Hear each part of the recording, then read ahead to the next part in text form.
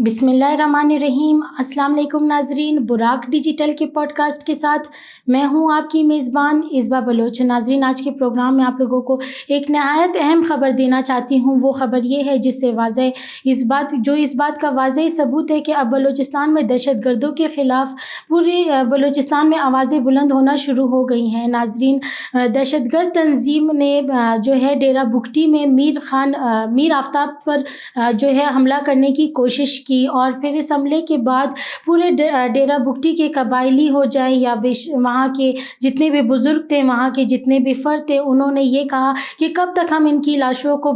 اپنے گھر میں یہ لاشیں برداشت کرتے رہیں گے اور کب تک ہم ان حملوں کو برداشت کرتے رہیں گے۔ لیکن ناظرین، اتنے میں ایک اور افسوسناک خبر یہ آئی کہ BLA کے فتنۃ الہندوستان کے دہشت گرد BLF نے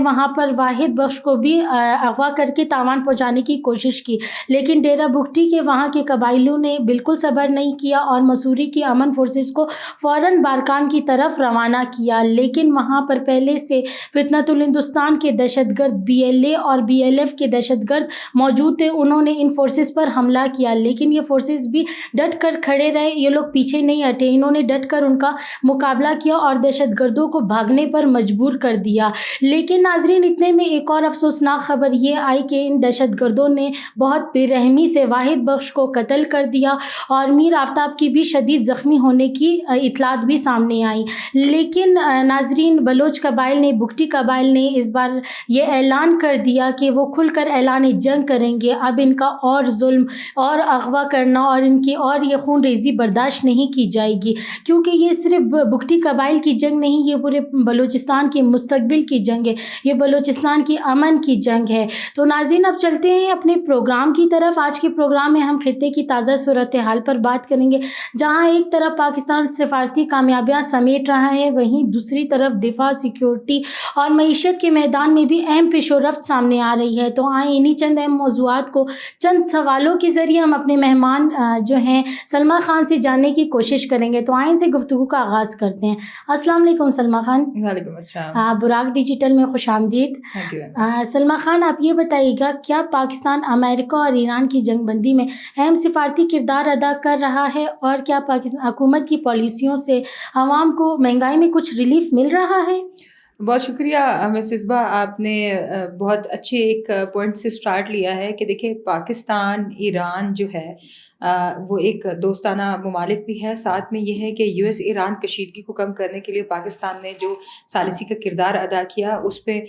پاکستان میں موجود جو ایرانی سفیر ہیں رضا امیری نے پاکستان کے کردار کی تعریف کی ہے، اور ساتھ ہی ساتھ انہوں نے یہ کہا ہے کہ ہم نے 7 نکاتی ایجنڈا جو ہے وہ امریکہ کو پاکستان کے تھرو بھجوا دیا ہے۔ جو 7 نکاتی ایجنڈا ہے، اس میں 7 نکات میں سب سے امپورٹنٹ جو ہے وہ میں آپ کو 7 پوائنٹس انگلیوں پہ گنوا دیتی ہوں تاکہ پتہ لگے کہ مزید پیش رفت کہاں تک جاری ہے اور کس طرح سے اس میں مزید بہتری آ سکتی ہے۔ تو سب سے پہلے جو ایران کی طرف سے ایک نقطہ رکھا گیا وہ یہ ہے کہ جارحیت کے خلاف ٹوٹل کی ضمانت دی جائے گی۔ مطلب یہ ہے کہ جو سیز فائر ہوا ہے وہ سیز فائر اس وقت تک قائم رہے گا جب تک وہ ضمانت اس کی نہیں دے دیتے، اس وقت تک اس بات پہ وہ کیا جائے گا کہ ایگریشن نہیں دکھائیں گے، ایگریسو نہیں ہوں گے، جنگ بندی ہوتی رہے گی۔ دوسری طرف سے انہوں نے دوسرا پوائنٹ یہ کہا ہے کہ امریکی فوج جو کہ ایران میں موجود ہے اس کا انخلا، ان کو باہر نکالا جائے، جو کہ ایران میں بھی موجود ہیں، وہ اپنے امریکی فوجی یہاں سے نکال دیے جائیں۔ تھرڈ پہ ان کے جتنے بھی ایسٹس جو تھے، جتنے بھی منجمد اثاثے تھے، ان کو ریلیز کر دیا جائے تاکہ اس سے ان کی اکانومی میں کوئی فرق پڑنا شروع ہو جائے۔ اور چوتھے نمبر پہ جو تھا، انہوں نے کہا تھا کہ جتنے معاوضے یا جتنی بھی پیمنٹس ان کی بنتی یا پھر جتنے بھی ان کی پابندیاں لگی ہوئی تھیں کسی ایکسپورٹ امپورٹ پہ یا کسی بھی اس پہ، تو وہ کھول دی جائیں تاکہ ایران بھی اپنے آپ کو اسٹیبل کر کے اپنے ملک میں بہترین کام کر سکے۔ امن کی سب سے پہلی ڈیمانڈ کی گئی ہے، سب سے پہلے امن کی ڈیمانڈ کی گئی ہے، اور امن کی ڈیمانڈ اس لیے کی گئی ہے کہ وہ چاہتے ہیں کہ لبنان میں امن آئے تاکہ اس لبنان میں امن آنے کی وجہ سے پوری دنیا میں امن آ جائے۔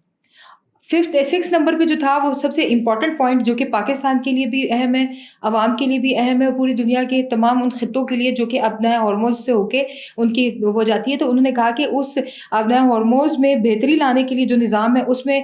کچھ نہ کچھ پیش رفت جو ہے وہ امریکہ کی طرف سے جو کی گئی ہے اس میں بہتری لانے کے لیے اس نظام میں کچھ بہتری کی جائے۔ اور آخری بار پہ یہ تھا کہ جو بحری ناکہ بندی تھی، جو کہ نیول لیول پہ جو آپ لوگوں کی ناکہ بندیاں تھیں اس کا خاتمہ کیا جائے یا اس میں نرمی کی جائے تاکہ ایران جو ہے وہ اپنے ان تمام مفادات کو پورا کر سکے۔ اس کے ساتھ ساتھ اگر آپ دیکھتے ہیں کہ پاکستان اس کشیدگی کو ختم کرنے کے لیے جو اہم اقدامات اٹھا رہا ہے، اس کے ساتھ جتنی بھی انٹرنیشنل انویسٹمنٹ جن کو ویلکم کر رہا ہے پاکستان اور پاکستان میں آ چکی ہوئی ہے، اس سے پاکستان کی معیشت کا پہیہ اور مضبوط ہو رہا ہے، بالکل عام عوام کو اس کا ریلیف مل رہا ہے، اور مہنگائی کے بہت بڑے جن کو جو ہے وہ قابو کرنے کے لیے کوششیں کی جا رہی ہیں، اور انشاءاللہ بہت جلدی اس پہ عمل بھی ہو جائے گا انشاءاللہ۔ سلمیٰ خان، آپ یہ بتائیے گا ابدالی میزائل کے کامیاب تجربے سے پاکستان نے بھارت کو کیا پیغام دیا ہے؟ کلیئر پیغام دیا ہے، اور بہت اچھا پیغام دیا ہے کہ آپ اپنی ماں کا سندور 1 ہو 2 ہو 3 ہو جتنے بھی سندور ہیں وہ سارے اگر اڑانے کے لیے آ جائیں تو ابدالی 1 ابدالی 2 فتح 1 فتح 2 شاہین میزائلز اور اتنے بڑے بڑے میزائلز جو آپ لوگوں کے لیے تیار کر دیے گئے ہیں، یہ ہماری دفاعی صلاحیت کو مضبوط کرانے کے لیے وہ نشاندہی ہے جو آپ کو بتایا جا رہا ہے کہ اس دفعہ غلطی نہیں کرنی، پاکستان کو ہلکا نہیں لینا ہے، پاکستان ہمیشہ کرتا آ رہا ہے، اور انشاءاللہ آپ کو پتہ ہے کہ آج 4 تاریخ ہے، 5 دن کے بعد ہم انشاءاللہ مارکہ حق منانے والے ہیں، 10 مئی آ رہا ہے، آپ کے رافیلز گرے تھے اور 1 سال مکمل ہو جائے گا، اور اس رافیل کے گرنے کی مارکہ حق کی خوشی میں ایک دفعہ پھر آپ کو الرٹ کرتے ہیں کہ آئیں، میدان آپ کے سامنے ہے، ہماری فوجیں، ہماری عوام، ہمارے میزائلز آپ کا انتظار کر رہے ہیں، اور اس دفعہ سندور اڑے گا نہیں، بالکل ختم کر دیا جائے گا جڑ سے انشاءاللہ۔ سلمیٰ خان، یہ بتائیے گا کیا افغان طالبان نے کابل میں رہائشی علاقوں کو جنگی زون میں تبدیل کر دیا ہے اور وہاں پر اسلحہ اور دہشت گرد منتقل کر رہے ہیں؟ بالکل یہ بات سچ ہے کہ افغانستان میں بیٹھے ہوئے جتنے بھی دہشت گرد تنظیمیں ہیں انہوں نے اپنے دہشت گردوں کو جو ہے وہ کابل کے رہائشی علاقوں میں لا کے کھڑا کر دیا، وہاں پہ اکٹھا کرنا شروع کر دیا، اور یہ ایک جنگی زون بن گیا ہے۔ عام عوام جو کابل ایک پڑھا لکھا اور ایک سویلائز قسم کا ایک صوبہ تھا افغانستان کا، جہاں پہ دہشت گردوں کی وہاں تک رسائی، وہاں تک پہنچ کا مطلب یہ ہے کہ اب وہاں پہ عام آبادی کو بھی اس بات کا نشانہ بنایا جائے گا کہ آپ لوگ کس طرح سے اس چیز پہ افیکٹو ہو سکتے ہیں۔ تو یہاں پہ سوچنے والی بات یہ ہے کہ افغانستان اپنے عوام کے لیے نہیں سوچ رہا، افغانستان صرف اپنے مفاد کے لیے، ڈالرز کے لیے، اور دوسرے ممالک میں دشمنی گھیرنے کے لیے اور دوسرے ممالک سے دشمنی کرنے کے لیے جو کر رہا ہے وہ اپنے عوام سے بھی دشمنی کر رہا ہے، اور اپنے عوام کے ساتھ اپنے لوگوں کو نہیں سوچ رہا۔ کابل ایک بہت ہی اچھی جگہ جہاں پہ رہائشی علاقوں میں ان دہشت گردوں کے لیے پناہ دینا، ان کے لیے رہائشی گھر دینا، وہاں پہ ان کو سہولیات دینا، اس کا مطلب یہ ہے کہ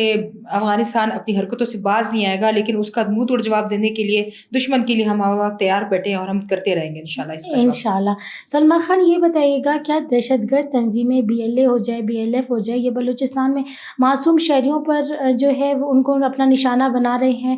اور دوسری طرف ہم دیکھتے ہیں بارکان میں بھی سیکیورٹی فورسز نے کارروائی کے دوران اور مقامی لوگوں نے بھی دہشت گردوں کو جو ہے ان کے مقصد میں ناکام بنایا، تو آپ نہیں سمجھتی کہ سیکیورٹی فورسز کی کامیابیوں کے بعد اب BLA ہو جائے یا BLF ہو جائے یا اس طرح کی کوئی بھی دہشت گرد تنظیم ہو جائے وہ اب کمزور پڑ چکی ہے؟ دیکھیے،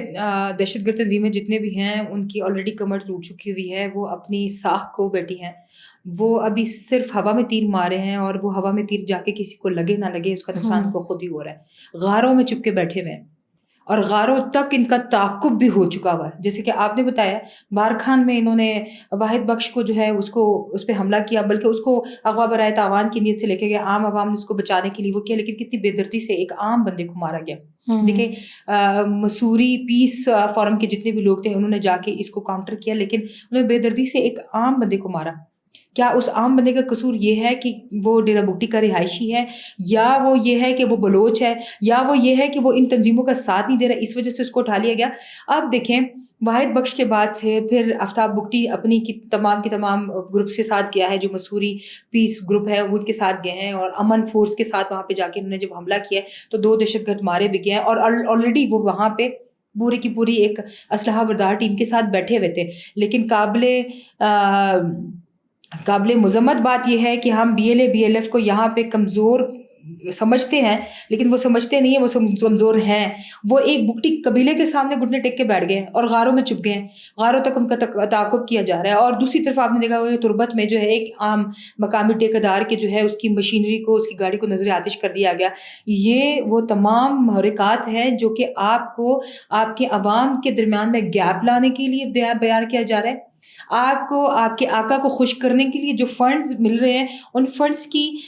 ترسیل آپ تک نہیں پہنچ رہی ہے، آپ ان کو خوش کرنے کے لیے آپ عوام کو نقصان پہنچا رہے ہیں. اور ساتھ ہی ساتھ آپ دیکھیں اس ٹائم میں سرفراز بگٹی صاحب جو ہیں وہ چیف آف بگٹی قبیلے ہیں، سردار ہیں یہاں کے، اور اس کے سردار کے ہوتے ہوئے اس کے علاقے میں یا اس کے بھائی کو آفتاب بگٹی کو آپ یہ کہہ رہے ہیں کہ آئیں ہمارے ساتھ جنگ کریں. تو یہ جنگ نہیں، اعلان جنگ ہے. آپ لوگوں کی ہڈیاں پسلیاں توڑ دی جائیں گی، آپ لوگوں کو چکنا چور کر دیا جائے گا، آپ لوگوں کو اپنا نام و نشان تک یاد نہیں رہے گا، آپ کی 10 نسلیں ختم کر دی جائیں گی. آپ لوگ کس طرح سے یہ سوچ سکتے ہیں کہ یہ ایک BLA BLF یا کچھ اور دہشت گرد تنظیم ہے جو کہ فورن فنڈڈ پراکسیز کے طور پہ پاکستان میں بلوچستان میں بدامنی کر رہی ہیں، اور وہ پھر اعلان کرے گی مقامی آبادی کو یا مقامی لوگوں کو کہ وہ آ کے ہمارے ساتھ مقابلہ کریں. ان کے منہ توڑنے کے لیے یہ مسوری امن فورس کافی ہے، اور انشاءاللہ یہ امن فورس کے ساتھ ساتھ ہوتے مقامی آبادی بھی ان کا ساتھ دے گی. جس طرح سے یہ ظلم ایک واحد بخش پہ ہوا دوسروں پہ بھی ہو سکتا ہے، اور اس کے لیے عام عوام کا ساتھ دینا بہت ضروری ہے تاکہ بلوچستان میں امن قائم ہو سکے. ہاں بالکل، بہت شکریہ سلمیٰ خان آپ کا وقت دینے کے لیے.